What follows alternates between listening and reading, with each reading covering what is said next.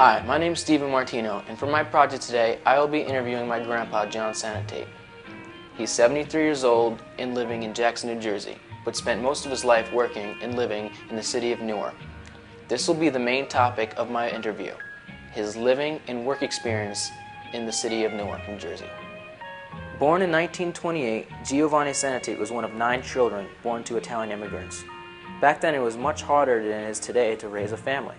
So none of the brothers or sisters graduate high school. Even with this lack of education, he managed to raise 2 sons, pay for their education, and make a better life for himself and his family. How did your mother and father come to live in Newark, and what did they do for a living? Well, they came over in the 1800s at some date I can't remember, and my father was a shoemaker, and he worked with some person, and then from there he opened up his own shoemaker shop. What kind of education did you have?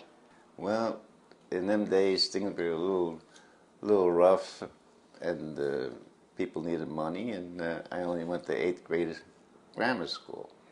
So when did you meet your wife, and when did you get married?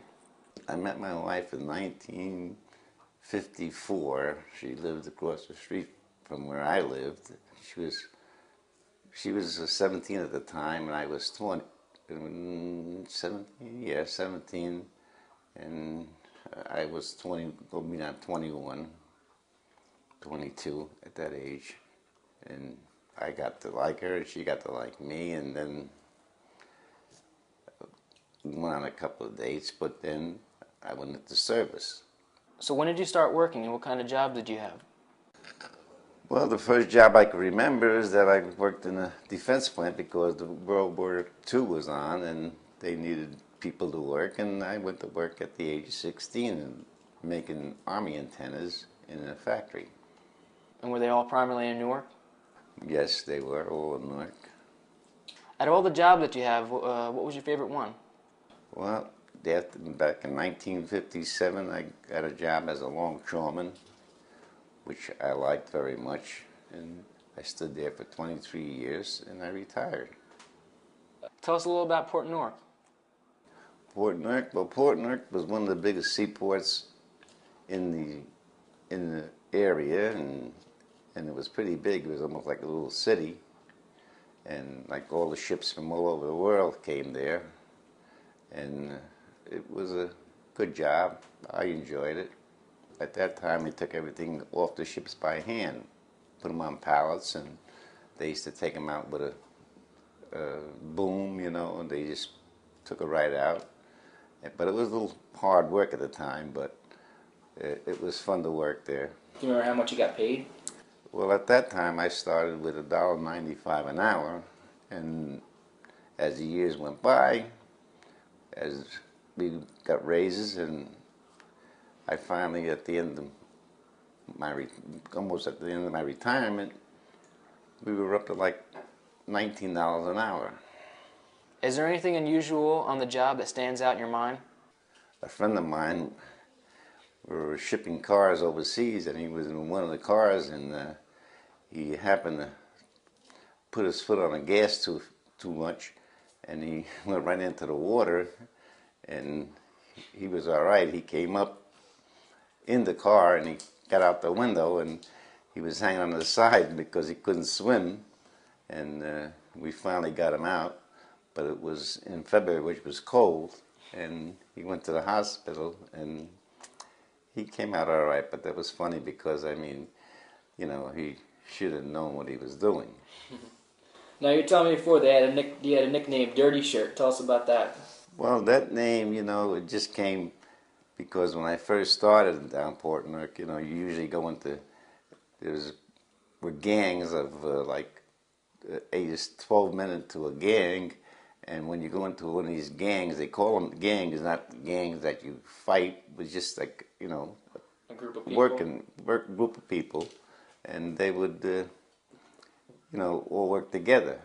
But at that time, you know, I just filled in for one of the fellows that didn't come in, and I was on the ship, and before you start work, you had to line up these booms over the hatches of the ship, and these cables come down. So what happened is the cable was so low that I had to get underneath, and when I got underneath the cable, it had grease on it, and the grease got on my shirt, and one of the fellows didn't know my name. He wanted to say, you know, be careful, and then he called me Dirty Shirt because he didn't know my name because it was the first day I worked on the ship.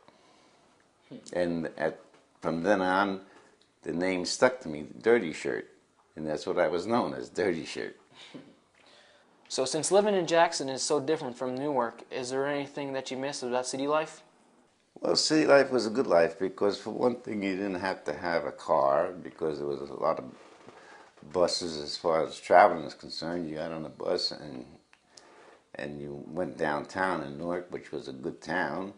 They had at least about 9, 10 movies, and you could go to the movies, or you could go to, you know, there was a lot of parks where you could go and hang around, and, you know, you wouldn't get in trouble because there was a lot of things to do. Right. And not only that, is that, you know, there was so many stores downtown that you, just by going in and out the stores, you kept yourself busy, and you can spend almost the whole day there and without getting, you know, tired of saying, well, you didn't see this and you didn't see that. So things were a lot cheaper than it is now? Oh yeah, in them days a lot of things were cheaper. Like the movies was cheaper. It cost 10 cents to go to a movie, and you seen 2 movies, not one. And not only that, if you wanted to buy a piece of pizza was like a quarter or 15 cents. The thing is, you know, the city life, you have more things to do. You know, there was a lot of school ran dances, and you had something to do more than you did in Jackson, because Jackson was a rural area and you couldn't get around that much. You'd have to depend on your mother or father if they had a car to take you around, where in Newark, you know, something could be 5 blocks away and you could walk, or you could take a bus, which was going to take maybe 15 minutes or 10 minutes to get to the place where you wanted to go to enjoy yourself. You know, like a dance, or like I just said, if you wanted to go to a movie, it was easy to get to. And like I said, Jackson is good because, I mean, you know, it's more of a town where you can give kids a little bit more better of education today than the city. That's the difference between today and years ago. Were you in the service and did you like it? Back in 1950, the Korean War broke out, and that's when I was drafted. And then that's when I went into service. And like I said, when I went in, you know, they assigned you jobs as soon as you went in, and that's what they gave me, a job as a cook. So I knew that being a cook wasn't too bad of a job, and I enjoyed it because, like I said, you know, at first it was hard because you did all the rough work as far as cooking. You had to peel the potatoes, which was rough, and, you know, a lot of potatoes for all the men you cooked for. When you went to cook school, it was 2 different types of mess halls. There was a mess hall that you cooked for maybe 800 men, and then there was a mess hall where you cooked for only 200 men, which they called a company mess, you know. Well, that was my interview with my grandfather. Hope you liked it. Thanks for watching. I eat Aunt the pasta twice just because she is so nice, Angelina. Angelina, waits us at the pizzeria.